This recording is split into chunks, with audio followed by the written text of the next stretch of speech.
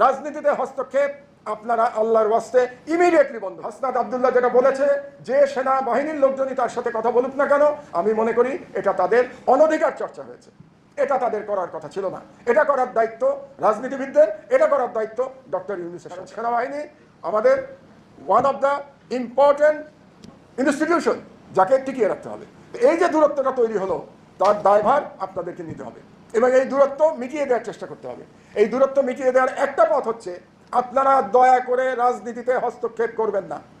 গত 16 বছরে হাসিনার আমলে ডিজিএফআইকে দিয়ে রাজনীতি যেভাবে কলুষিত করা হয়েছে, কিংবা তারও আগে 11 সময় ডিজিএফআইকে দিয়ে বিএনপিকে যেভাবে ভাঙার চেষ্টা করা হয়েছে, এই ঘটনা থেকে আপনারা শিক্ষা নিন। আপনাদের দায়িত্ব হচ্ছে বাংলাদেশের সার্বভৌমত্ব রক্ষা করা।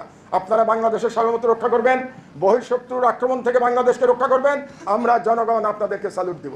আমরা জনগণ বলতে চাই সবাই বুকে হাত দিয়ে, আমাদের সেনাবাহিনী দেশপ্রেমিক সেনাবাহিনী, কিন্তু এটা বলার মতো পরিবেশ আপনাদেরকে তৈরি করে দিতে হবে।